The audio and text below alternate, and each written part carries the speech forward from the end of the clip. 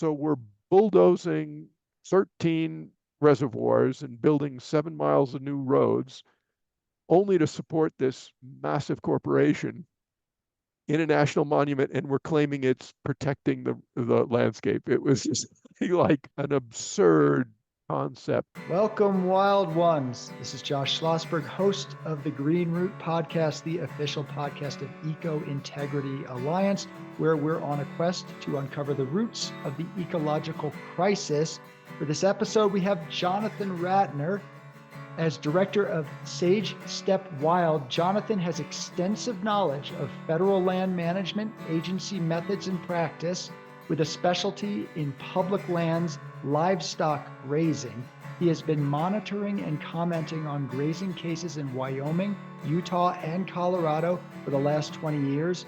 Prior to that, he studied endangered species such as the grizzly bear, lynx, wolverine, and marten for the Interagency Grizzly Bear Study Team, the U.S. Forest Service, and Bureau of Land Management. Welcome to the Green Root Podcast. Thanks for having me. I'm really excited that you're here. You've been doing a lot of work that has real impact, real meaning to so many of us, and there's a lot of overlap between what we're doing at Eco Integrity Alliance. So let's start from the beginning. We want to hear, what is your organization all about, Sage Steppe Wild? Okay, it's sort of a continuation of what I've been doing the last almost 25 years, and it essentially, sort of takes, starting out with science. So we're very field-based. So, like we don't just operate like a lot of organizations from the office. So data collection, that goes into sort of the agency decision-making process. It gets ignored, and then we sue the government in court. It's the basic, sort of process of like what we do overall.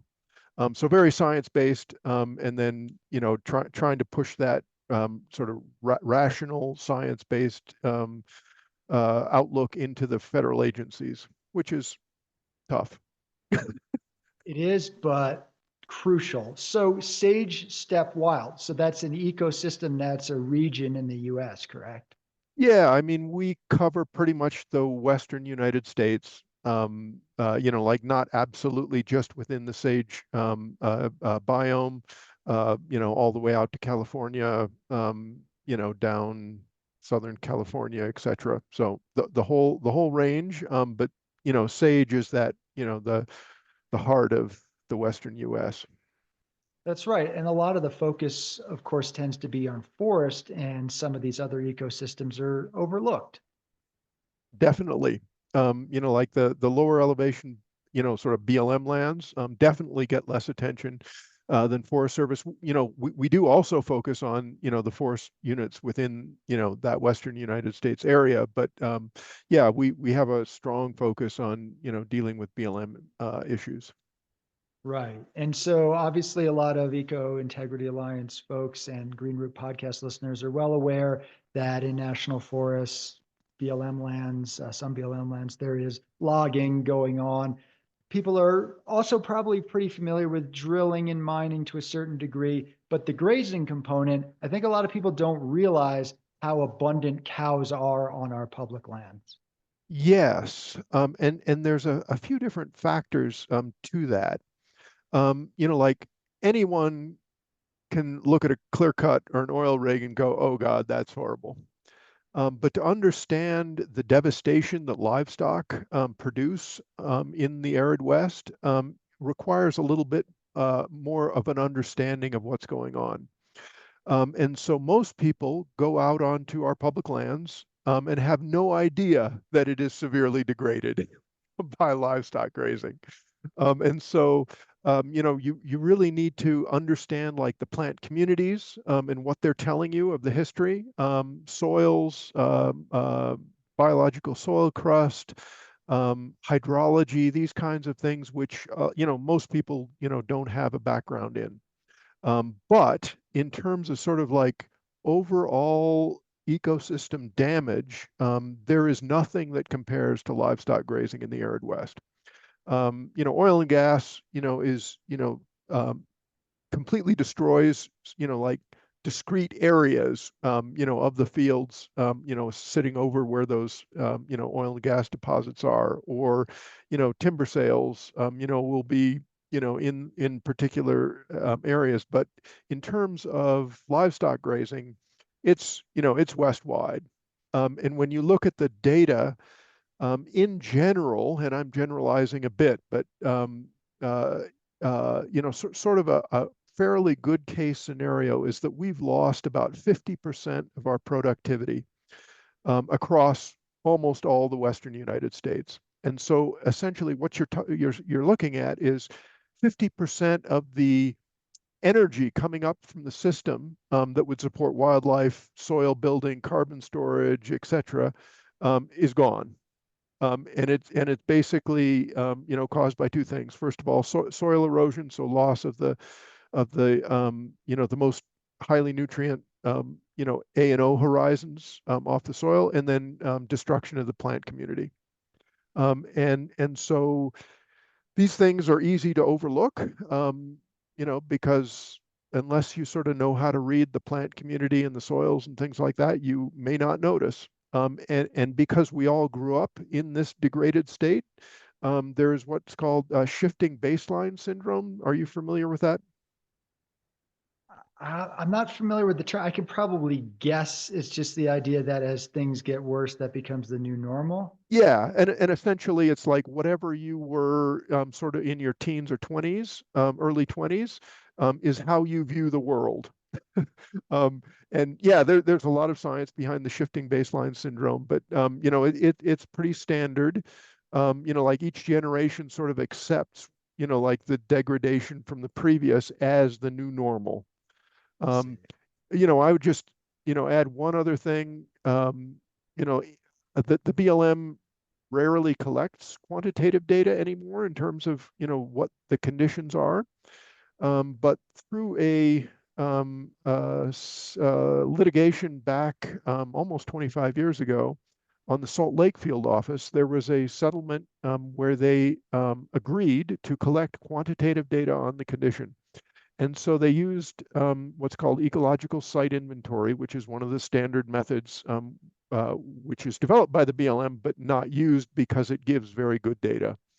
And I have hundreds of sites from the Salt Lake field office, and with just a rare exception in one little part of the field office, most of those are in the, say, sub 20% of potential range.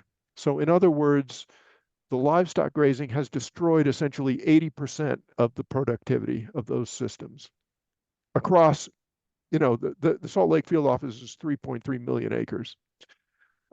I collect similar data elsewhere and get pretty similar numbers, of 25% of potential. So 75% of the potential of the system has been wiped out. That is substantial. Wow. So that's good to know. I was not aware of that. So thanks for that overview of your organization, the public lands grazing issues. So the reason I invite you on the podcast initially was from this press release that your organization put out. I'll just read the title and let's talk a little bit about this. So Sage Steppe Wild wins a stay against the Nature Conservancy's plan to bulldoze 13 reservoirs in the Bears Ears National Monument. So maybe a good place to start is telling people what the Bears Ears National Monument is, and then we can talk about what exactly happened there, and then we'll talk more about the Nature Conservancy. So the Bears Ears National Monument was actually first proposed back in the 1930s, if you can believe that. That's how world-class, unique, the resources in this area is. It, obviously didn't happen, until the, end of the Clinton administration, when the Bears Ears was established under presidential proclamation. Shortly after Trump administration came in, they reversed that and shrunk it down to, essentially non-existent. And then shortly after the Biden administration took over, they reestablished it, essentially in the same area, the same geographic boundaries as before. Um, and for those who haven't been in the Bears Ears, it's like classic southern Utah red rock, like gorgeous topography ranging from the lowest elevations on the Colorado River, going up to I think about 10,000 in the Abajos. So huge elevation ranges, massive amount of cultural resources, and like just a gorgeous system. Unfortunately, like one of the situations with national monuments, a lot of people, like see in the news, oh, well, a national monument has been designated. Oh, that's wonderful. Like, it's protected. The reality is that is, like not the case. Um, what happened, and this sort of started like previous to the Clinton administration, all previous national monuments, when they were designated, were transferred to the National Park Service. And of course, the National Park Service is not perfect, but they do they do a much better job than the other land management agencies. In the Clinton administration, they made this sort of political decision where they made this calculation that, oh, well, if we don't transfer the land out of BLM, then there'll be less pushback from the state of Utah and other right-wing situations. Of course, that didn't occur. Didn't occur. Um, and what we have now is essentially all national monuments that are designated these days remain, with the agency that has them, which is by and large the BLM. And the problem with that is the BLM has no conservation ethics.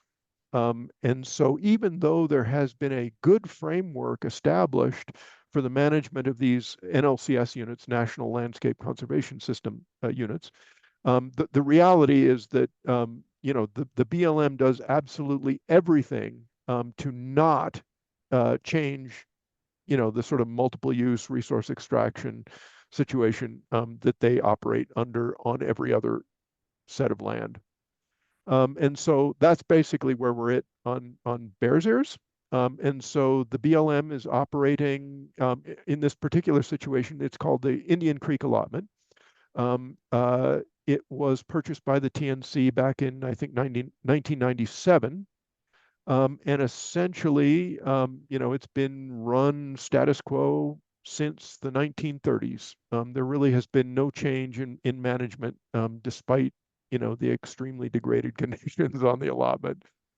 And, the TNC has actually been more successful than most permittees in getting various projects out of the BLM. So that includes, plowing and seeding, water developments, well drilling, pipelines, fences, water developments, reservoirs, etc.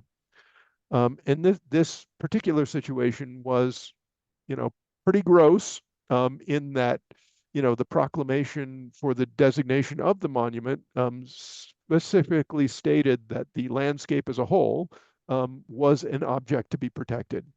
And so, like the idea of, okay, so we're bulldozing 13 reservoirs and building 7 miles of new roads only to support this massive corporation in a national monument, and we're claiming it's protecting the landscape. It was just like, like an absurd concept that the BLM was pushing.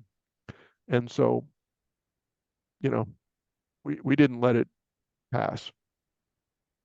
That's impressive, and I'm glad you engaged. And so, yeah, I was at Bears Ears several years ago, and it was really beautiful. I went on a really nice long hike, saw a bunch of lizards, saw some ruined cliff dwellings, and I also saw some of the tiny bits of water were all cow damaged.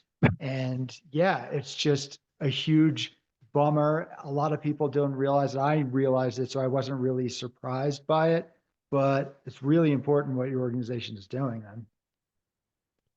Yeah, essentially in arid systems, and this has been studied for close to 50 years all over the world, where you put water in an arid system, uh, essentially what it creates is it's called a biosphere, and it's sort of this radiating circle of damage that radiates out from the water source. And in general, most of the research puts it out to, like obviously measurable impacts out to about 2 to 3 miles from a water source. And like what you see is, like destruction of biological soil crust, um, you know, uh, degradation of the plant community, etc. In some of the photos that I sent you, um, and we can do the exact locations, but they're currently far from water and not where livestock go. And the vegetative community is actually like fairly healthy. And there's actually some biological soil crust left in the soil.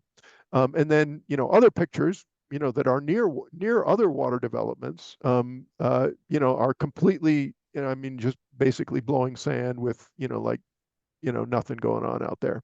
And so, it's sort of painful to think of these areas, like the few areas that are less degraded, basically being, destroyed for the private profit of the TNC, basically TNC and the ranch operator. Right. And so the reservoirs were going to be for what exactly? To water the cattle. Specifically to water the cattle. That was the Oh sole yeah, purpose. absolutely. Yeah, No no, other no, purpose. no Got other it. purpose. Yeah, Okay. yeah. Okay. Yeah. No, that's super important to know. So, well, I think we should all celebrate your victory. That was huge. I think the underlying story here that I want to get at is why should we as environmentalists have to be suing another environmental group? What the heck is going on? So let me just interject here with some of my experience with the Nature Conservancy, TNC, and through Eco Integrity Alliance, mostly through forest issues. I also had written an article for publications years ago when I was doing just journalism. But the Nature Conservancy is known to be one of the most popular, well-known environmental groups, and over $1 billion budget. Yet they are at the same time, while protecting some lands, sometimes they do protect some lands, they also consider them working lands a lot of times. So they'll buy up areas and they'll log them to pieces. And apparently, this is what your lawsuit taught me. They're teaming up with Bureau of Land Management to do projects like that, bulldozing cow reservoirs into a national monument. But they have been really pushing for a lot of logging. In fact, they're one of the biggest pushes for what is called euphemistically, quote, wildfire fuel reduction logging, which sometimes is thinning, but is often clear cutting, removing some of the largest trees, including old growth. Scientifically, let's just say contested, to say the most, maybe scientifically bankrupt. And we talk about this all the time, but that's why the Nature Conservancy really has been on a lot of our radar. We've been really upset with it. This was another angle or wrinkle that I wasn't aware of. So let's just get your thoughts on what the Nature Conservancy even is. Yeah. Well, I have to admit, when I was a kid, like I had a connection with the Nature Conservancy, like sort of back in the 90s. And I was duped by their, slick material. I happened to, at that time, I happened to be working up in the northeastern part of the United States. And there they were doing some fairly decent stuff. They were buying, sensitive, pieces of private, and, doing a fairly good job of not, like not bulldozing them. And so I thought, oh yeah, this, but it didn't take long to start hearing about the, like scandal after scandal after scandal of the Nature Conservancy. I mean, ranging from, drilling oil on, wetlands in Louisiana that they owned, and, to the, logging to, here in Wyoming, they have, a significant, similar to this dugout ranch in Utah, similar situations where they bought up, bits of private with permits, and they have, hundreds of thousands of acres, and they're just as nuked as, you know, anything else. And like they had these cute little signs of like, oh, you are entering the Sweetwater Canyon Preserve. And it's just like full of, like just loaded with cow shit. Just so yeah, it didn't take too long. And, like when I first started, dealing with issues after stopping working for the Forest Service, et cetera, there was a big scandal in Wyoming related to Jerry Freilich. I don't know if you know Jerry Freilich, but he was hired by the Nature Conservancy to do research on the Red Canyon Ranch, with the intended outcome to show that, we can have our cake and eat it too, so that we can graze livestock and protect, you know, ecological values. And his research found that that was not the case. And they did not allow him to publish that research. And they actually sued him to keep, the results quiet. That's pretty disgusting.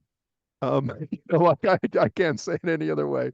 Um, the thing, I would add here is that, like the federal agencies love the TNC, because it provides them sort of cover of like, oh, we're working with a green group and they're helping us, design timber sales to be, whatever.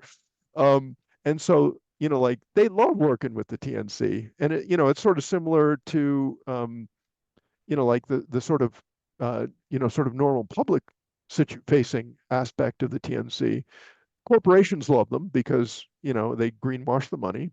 And because the TNC has such a massive, slick operation in terms of materials and, websites and all that kind of stuff, they and they spend a lot of money connecting with people, that a lot, millions of, sort of what I would call sort of low knowledge folks who, like feel that they care about, protecting conservation and all that.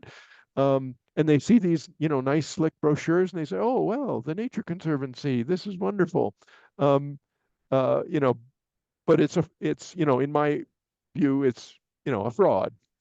I mean, it's, I can't call it anything else. I'm not saying that, like absolutely 100% of everything the TNC does is evil. But it's a high enough percentage that, like you would be crazy to give money or support the Nature Conservancy in my view. Yeah, I think that's a great assessment, and I pretty much 100% agree. I think, yeah, I can think of when I was living back in Vermont, there was this one bog area that they had preserved. Nice. Thank you, the Nature Conservancy. That's good. This was actually, I was in New Hampshire at the time, and it was also one of these rare bogs. I'm forgetting the name of it now, but So the one area, yeah, the one area that they can't extract anything from in the first place anyway, because it's just a bog, right? But at least, we can acknowledge positive things when it happens. But yeah, I would go on the record and say the Nature Conservancy does far more harm than they do good. And I think my biggest issue with them is they misrepresent themselves. So first of all, just the name, the Nature Conservancy, like, well, that's quite the statement there. But what they don't make public really, or they kind of hide, or they certainly don't promote a lot, is the fact that they are doing, well, public and private land, quote, management, but extraction. So they are like, we're an environmental group, and at the same time, we're actively doing extraction, we're advocating for extraction. If that's not a conflict of interest, I don't know what is. Yeah, yeah. It's in my view, it's this idiotic view of we can have our cake and eat it too. We can have a 9 billion population. We can keep living as we're living, and all we need to do is like tweak a little hit here and there. It's completely absurd. But clearly they I don't know if they everyone personally believes it, but as an organization, that's their approach is all we need to do is just do it a little better than what we're doing, and that solves the problem. Right. And what's really upsetting to me as somebody who is a part of a small nonprofit is that this billion-dollar corporation, because that's basically what they are, they get all these mom and pop and people who are good in their heart to give them money because they think they're doing great things. I'm a fiction author, so I write eco horror. And actually, there was this eco horror anthology or something like that coming out. And I noticed they said donating money to environmental cause. I'm like, let me take a look here. Sure enough, it's probably just a piddling amount. They're giving this piddling amount to the Nature Conservancy when that would actually go so long to your organization, Eco Integrity Alliance. And I mentioned this to the person. I said, hey, you might not really know what the Nature Conservancy is. And she said, wow, okay, you opened my eyes. It's too late for this anthology, but maybe for the next one. So they intentionally put forth this particular image. And it's almost like if you're going to do the logging, you're going to do the grazing, own it at least. Put that right on your cover. Put a big clear cut, put a big cow patty right on the cover of your annual report, you know? And I would go even further than this. I've been in the 501c3 field my entire life. I have worked, with all different sizes of organizations. And what I find is that 90% of the work is being done by small organizations. The amount of sort of bloat and lack of focus in the big green groups, like whether it's whatever, like all the big ones that you get, slick, glossy mailings from, like the amount of work that actually gets done by those is a tiny fraction of, what a small group does. Like I was just looking at some stuff from Alliance for Wild Rockies. Are you familiar with them? Oh, yeah, we partner with them on things. Yeah. Yeah. So it's a small organization. I mean, it's basically one person and a lawyer. Like total annual budget is a piddly $200,000, and they kick ass. Like it is amazing what Alliance for Wild Rockies does with like one person and a lawyer, and that's where the real work of conservation happens. It's not in these big offices in DC. Like I appreciate from time to time, that they do have, a lobbying, entity for, dealing with those kinds of things. But in terms of like dealing with on the ground issues where the rubber meets the road, um, it's entirely, small organizations on tiny shoestring budgets. And so like my feeling, never give a penny to anybody, any organization with a, like, I don't know, certainly not over $1 million a year. And going, like the smaller, the more effective you get is the reality. Yeah, they're doing the grassroots is doing the real work on the ground, and also the money goes so much further. So you give, let's say, $250 to the Nature Conservancy. I mean, what they're going to spend that on donuts for that morning for their, the corporate lobbyists who they work with. So it's almost like don't even bother. And yeah, obviously, I've had a lot to say about Big Green, et cetera, et cetera. But I think the Nature Conservancy is a special case that really does need to be called out more. It has been, they've long been called the Nature Conspiracy, and there has been a report put out in the Green Root podcast. We signed on to that whenever that was put out several years ago, that report basically unearthing what's going on. Unfortunately, it's really hard to get that out to the general public because the idea of environmental groups, or whatever you want to call them, doing things that aren't great, that's been a hard story to break. Media hasn't really been really competent with that. And I think a lot of people are just resistant to it or not even aware of it. So it's Yeah. super important when an organization like yours is, we actually had to sue them to make that happen. And that's that's incredible that you would actually have to go to that level, which was necessary 100%. And this is an environmental group. Of course, we know that we have to sue and push back against the land management agencies because they do have these weird conflicts of interest where they're both protectors of the land and yet they're actually the number one despoilers of the land. So there's a lot of weird stuff going on, but that's government for you, right? But an advocacy group, a conservation group, that is one of the biggest problems and threats to the land. That I think is too much for a lot of people to handle. Yeah.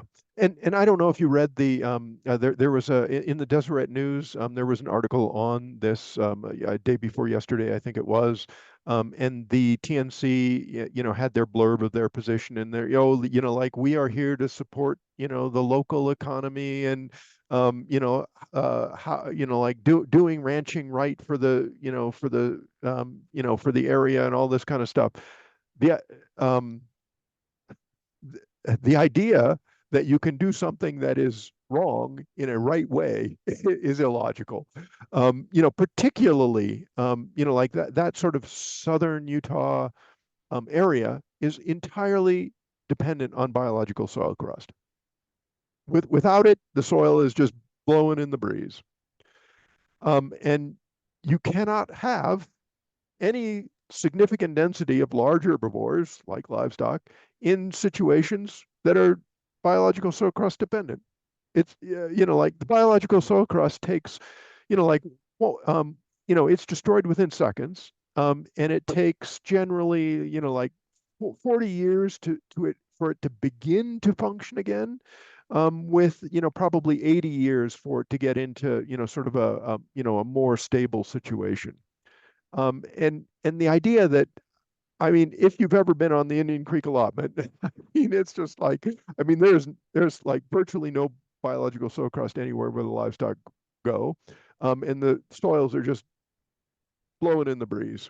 And the idea that they are so ignorant to basic ecology as to say that, like their ranching operation is, proving that, you can protect the land and raise beef at the same time. It's absurd.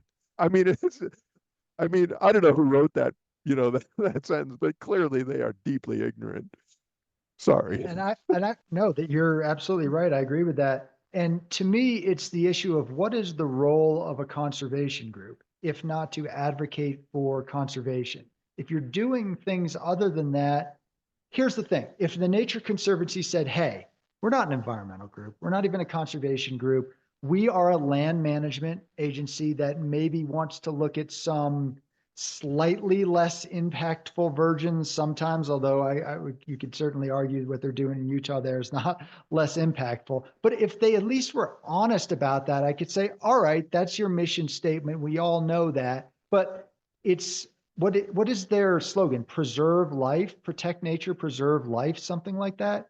That's Got me, but that's like, false advertising. yeah, what I see is, like in their inception, like, I forget what year they were formed, but going back probably what, at least 50 years by now. Like in the inception, I think they, like, were decent. Yes. But like, over time they have been totally co-opted into, just a giant greenwashing machine. As less land that is actually an ecosystem exists, right? It's like as things get worse, ecologically speaking, they're actually devolving. It would be one thing if they started, hey, we like some management. Oh no, we're in ecological crisis. We're gonna batten down the hatches. They're doing the opposite of that. As things get worse, they get worse. Yeah. And I think it all boils down to money. Like every organization needs money to operate. And they said, oh, well, let's try to, partner with corporations. And basically, the soul was lost, at that point, 40 years back, 30, 35, 40 years back, something in that Right. range. And so yeah, I did find their slogan, protecting nature, preserving life. It's like, again, you have a right to exist and do what you want to do. Don't intentionally deceive people into what you're doing. And but here's where I want to be as good faith as possible. I believe that probably the vast majority of those folks go to work in the morning thinking that they're doing a good thing, thinking, hey, this is the way to make things less bad. I just personally disagree with that approach. And I think we have a long enough track record to show that we are getting our asses kicked with that way of thinking. What do you Yeah. think about that? Absolutely. It's sort of, like in the same thing of, like when you have, a situation, you say, okay, well, we'll allow you to have 50% of it. Okay, then 3 years later, okay, here's another 50%. And then, then you're left with 25. Oh, here's another 50%. It's such a losing strategy. Overall, I mean, I know like the basic sort of understanding. And this has gone through a lot of the big conservation funders since the late 90s is, oh, we have to make conservation relevant to the people or they won't support it. And so we have to, have everything in sort of like an anthropocentric frame so that, oh, well, we're preserving this so you can have a nice walk on Sunday. Or we're preserving this plant because it has the potential to be a cancer cure, like which in my view is a, like um, is a sick way to look at it. I mean, basically, it's everything around my needs and all the billions of other entities on the planet are subservient to that, which just philosophically is disgusting in my view. No, I'm fully on board with you here. And so you had sent me something that I was not aware of. So this is from November 2024. So this is the Forest Service and the Nature Conservancy. They're teaming up to do quote forest restoration partnership. And they talk a bit about prescribed fire, which there's debate on the effectiveness of that. But one thing that's important to know is that it almost always involves logging. And of course, if you read a little more carefully, you see this partnership helps to advance the goals of the National Cohesive Wildland Fire Management Strategy and the Forest Service Wildfire Crisis Strategy by supporting, okay, prescribed fire, one thing, restorative forest thinning projects. That's So the it. there you have it. Forest restoration is It's like, mostly logging. It's yeah, just logging. yeah, Let's just I say mean, what it is. yeah. And so anyone dealing with this has to sort of understand the dozens of euphemisms that the industry, the agencies, and TNC use to like make it more palatable to someone who doesn't know what those words really mean. Um, like if you were to go into one of these like treatments, you would have like the difference between that and a like what is called a clear cut. I mean, it's pretty hard to see the difference. And from an ecological perspective, like I mean, I go into these, these situations all the time where they, like they leave a few trees here and there, and then of course, like the first good wind, they're all flat over, and it's a clear cut. I mean, it's basically, a clear cut. Yeah, no, absolutely. That's what I've seen. I've been following this for quite some time. So I'm just going to read a quote from them to just show what they're actually saying. We know that strategic proactive activities like forest thinning and prescribed fire can improve ecosystem health, slow wildfire spread, and facilitate better wildfire suppression within a landscape, said Carly Kierstead, the Nature Conservancy Wyoming Forest Program Director. And even better, when we focus those efforts in the wildland-urban interface, we can help reduce wildfire risk to nearby communities. So basically, they throw everything in there. Oh, it's going to help with this, help with that, help with that. Yeah. Ignore the science, ignore the ecology, etc. But I wanted to just make one other point around that, and maybe we can wrap things up because it looks like my phone wants to die soon. So that will probably Oh determine no, the end of this. because we have to talk about, like the issue is that, like what happens within 75 feet of the structure is Oh, yeah. determinative. Like logging 5 or 10 miles from a structure, like I mean, there's nothing to do with structure protection. It's all within, like 125 to 75 feet to 50 feet. That's where where you have to deal with the situation.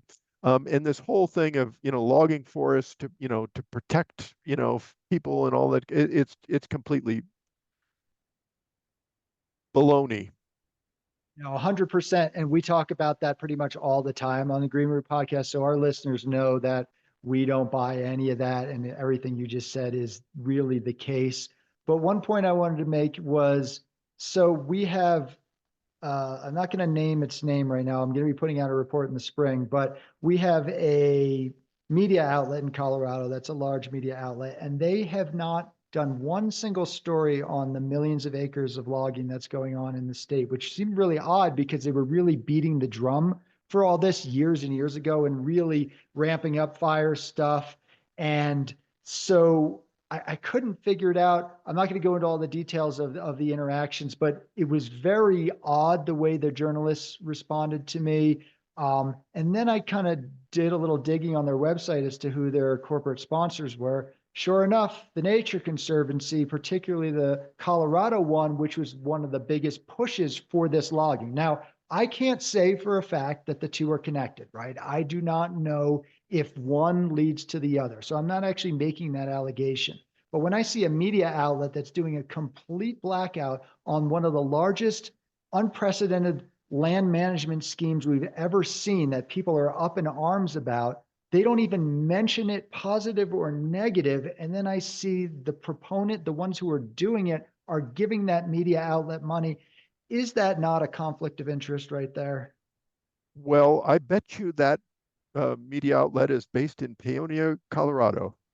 Um, No, we actually have done a whole podcast oh, on that really? media outlet, and it's actually not. And Oh, okay. I'll tell you off air which one it is, and it will be all in our report, including that one. But no, we did a whole podcast on that other outlet. No, I'm talking a much larger entity than Oh, that one. okay. Really? Because like I've been dealing with that particular publication for 30 years, and their pro livestock bias is just unbelievable. It. They're pro logging as well. And I'll say their name because we did a whole podcast on it. That's High Country News. So, yeah, no, they've been advocates for logging, advocates for biomass energy. They had biomass energy folks on their board. They have former Forest Service employees who are working for them, writing things about Forest Service policy and interviewing only Forest Service personnel. It's unethical journalism. I stated that before. I have no problem stating that again. So, Uh, yeah. on the positive side, High Country News is actually going to come out in the spring with a major expose on livestock, and this will be their first entry into anything that isn't glowingly, supportive of the livestock Okay. industry in decades. Well, Uh, let's support that. We want to reform them. We have a media campaign at Eco Integrity Alliance, and it's not just to beat up and criticize, it's to empower and to encourage genuine, honest, balanced reporting on these issues. So that's great to hear. We should celebrate that.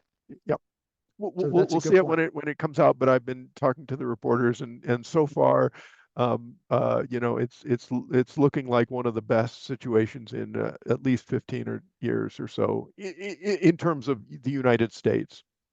Right. All right. Well, it's media is important. We want to encourage good media. We want to encourage good environmentalism. We did a lot of criticizing of the Nature Conservancy. I don't know if they can be reformed, but of course the positive end is there's a lot of great organizations such as your own that are worth supporting that are doing this work. So how can people find out more about your organization? How can they support the work that you're doing?